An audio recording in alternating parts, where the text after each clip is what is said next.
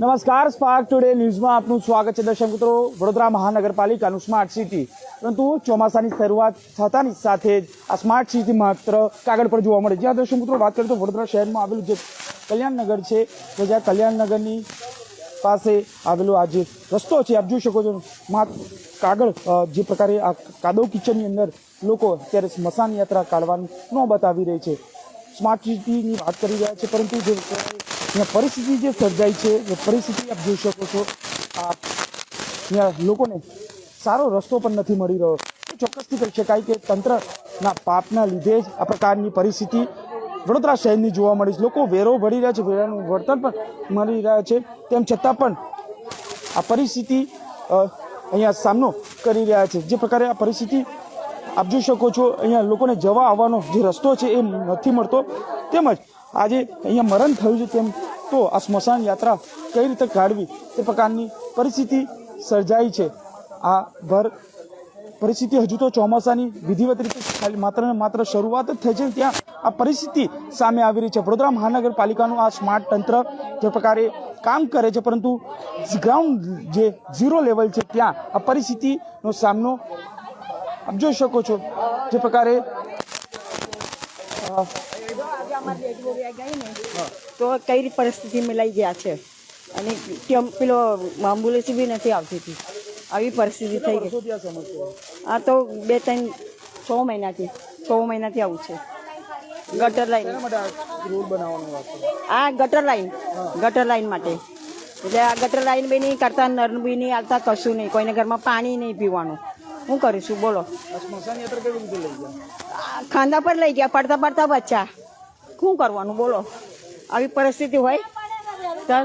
બિલકુલ, લોકો જે પ્રકારે આ પરિસ્થિતિમાં રહી રહ્યા છે, આ ગંભીર બેદરકારી કહી શકાય કે પાલિકાના તંત્રની. જે પ્રકારે આ પરિસ્થિતિ આપ જોઈ શકો છો, જે અહીંથી આ જે આવવા જવાનો જે રસ્તો હોવો જોઈએ એ રસ્તો પણ નથી સારો. એટલે ચોક્કસથી તમામ લોકો વરસાદી ગટર આવશે, પાણીની ગટર આવ્યા પછી કે રોડ તમારો સારો થશે, પણ અમારે કેટલી તકલીફ પડે એ જોતા નહીં. આઈને જતા રહેશે જોઈને. કટિંગ લેવાનો હોય ને ત્યારે તો ઘરને પીને કાઢશે બહાર.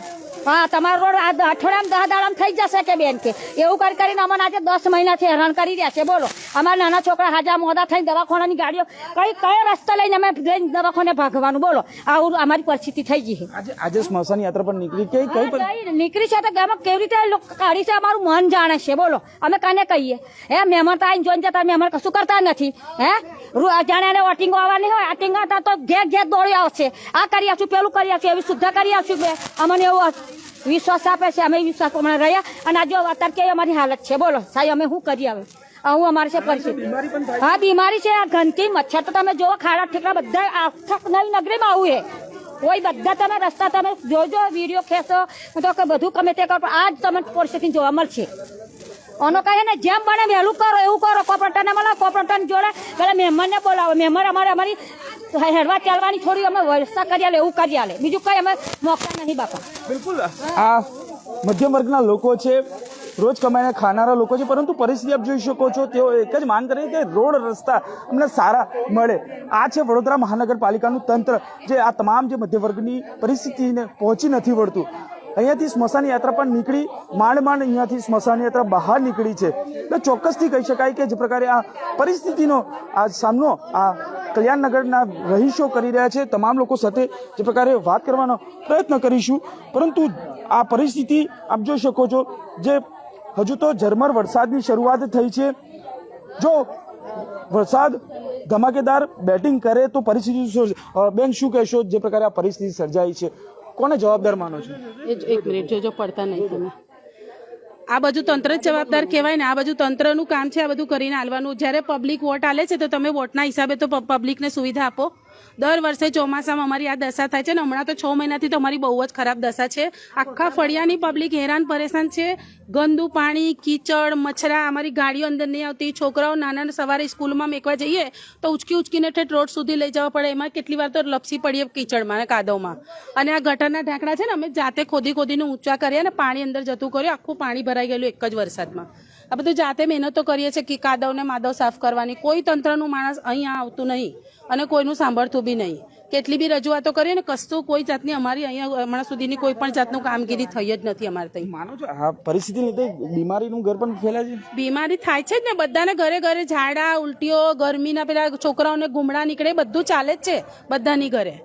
તમે કોઈને બી પૂછી જો બધાને ઘરે મંદવાડો આવે જ છે અમારે ત્યાં. અને અમારા ડોક્ટર હેમંત છે ત્યાં જ્યારે જો ત્યારે 12 મહિનામાં નવી નગરીની જ પ્રજાઓ છે એમના ત્યાં, કેમ કે અહીંથી જ બધા બીમાર પડે ને ત્યાં જાય દવા લેવા. હવે તંત્ર પાસે શું આશા રાખો છો? અમે તંત્ર પાસે આશા રાખીએ કે અમને પાણીની અને રોડની સુવિધા આપે અને જે ગટર લાઈનની છે કામગીરી અધૂરી મૂકી જે લોકો જતા રહ્યા છે એ સંપૂર્ણ કરે અને અમને પાણી ચોખ્ખું પીવાનું આપે, જે ઘરે ઘર લાઈન આપે. ભલે જે એનો ખર્ચો બી છે ને એ બી અમે આપવા તૈયાર છે નળનો, પણ અમને લાઈન આપે ને. અમારું આ પરિસ્થિતિ આપ જોઈ શકો છો દર્શક મિત્રો, જે પ્રકારે આ પરિસ્થિતિનું નિર્માણ અહીંયા થયું છે માત્ર આ વડોદરા મહાનગરપાલિકાનું આ જે તંત્ર છે તેના લીધે જ આ પરિસ્થિતિ સર્જાય છે. અહીંયા કામ શરૂ કરવામાં આવ્યું પરંતુ અધૂરામાં જ આ કામ છોડી દેવામાં આવ્યું છે. ત્યારે આ મચ્છરોની વચ્ચે આ નવી નગરીના લોકો રહી રહ્યા છે, ઉંમરલાયક લોકો છે. તેમની સાથે પણ માસી શું કહેશો, આટલે ઉંમરલાયકની પરિસ્થિતિમાં આ પ્રકારે રહેવું પડે છે, કેટલું દુઃખ? નીકળાતું નથી. પહેલી તો મુસીબત જ આ છે, નીકળવું જવું આવું જવું કેવી રીતે? વરસાદી ગટરનું કહેતા હતા પણ હજુ કઈ ઠેકાણું પડ્યું નથી. આ ખોદકામ કરીને ગયા પછી પાણીની તકલીફ પડી ગઈ. વરસાદી ગટર નથી, પાણી આવે તો અમારે જવાનું ક્યાં? બંને બાજુ નદી છે પાછી. બિલકુલ આ પરિસ્થિતિ અહીંયા સર્જાય છે.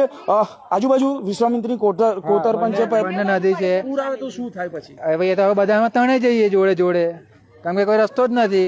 જે ગટર લાઈન જે હતી વરસાદી ગટર એ બી તોડી નાખી છે. પહેલા જે હતી એ બી તોડી નાખ્યું. હવે પાણી જાય કઈ જાય? અને આ ભૂંગળા તમે જો, ગટરના ઢાંકણા જો સીલવાળા છે અને પાણી કેટલા જાય? અમે જાતે અદ્ધા કર્યું છે આ બધું. બિલકુલ લોકો હવે અહીંયા ત્રાહિમામ પુકારી ચૂક્યા છે અને લોકો એક જ માંગ કરી રહ્યા છે કે આ પ્રકારે પરિસ્થિતિ જે પ્રકારે અહીંયા પરિસ્થિતિનું નિર્માણ થઈ રહ્યું છે, આપ જોઈ શકો છો આ રસ્તાની વચ્ચે તમામ લોકો અહીંથી બહાર નીકળવું પડશે. કાદવ કિચડની વચ્ચે તેઓ અહીંથી બહાર નીકળી રહ્યા છે. સ્કૂલે જવાનું જે બાળકો છે, લોકોને નોકરી ધંધામાં જવું હોય તો મુશ્કેલીમાં પડી રહ્યા છે. તમામ લોકો છે, આપ જોઈ શકો છો જે પ્રકારે આ રોડ રસ્તા એક પણ પ્રકારની સુવિધાઓ અહીંયા તેઓને આપવામાં નથી આવી. આ નવી નગરીના લોકો છે તેઓ વોટિંગ સમયે અહીંયા લોકો નેતાઓ આવે છે, અહીંયા તમામ વાયદાઓ વચનો કરવામાં આવે છે, પરંતુ પરિસ્થિતિ એવી સર્જાય છે કે જ્યારે વોટિંગનો સમય હોય છે ત્યારે અહીંયા આવે છે તો ખરા વોટિંગ લઈ જાય છે, પરંતુ જ્યારે ઇલેક્શનનો ટાઈમ પૂરું થઈ જાય છે પછી ત્યારબાદ અહીંયા જે પરિસ્થિતિ જે સુવિધાઓ મળવી જોઈએ ત્યારે તેના નામે મીંડું જોવા મળે છે. ત્યારે હવે તમામ નવી નગરીના લોકો કહી રહ્યા છે કે હવે જો આ પરિસ્થિતિનો સુધાર નહીં આવે તો આગામી સમયમાં જો ઇલેક્શન આવશે, આગામી સમયમાં જો 2025માં ઇલેક્શન આવી જ રહ્યું છે તો આ પરિસ્થિતિનું નિર્માણ આગામી ઇલેક્શનમાં પણ ખબર પડી જશે. કારણ કે અહીંથી સ્મશાન યાત્રા નીકળી છે, મહા મુસીબતે આ સ્મશાન યાત્રા નીકળી છે. લોકો પણ હવે આ સમસ્યાથી દૂર થવા માંગી રહ્યા છે, પરંતુ આ વડોદરા મહાનગરનું પાલિકાનું તંત્ર ક્યારે જાગે છે જોવાનું રહ્યું. કેમેરામેન ગૌતમની સાથે Surat Solanki, spark today news, Vadodara.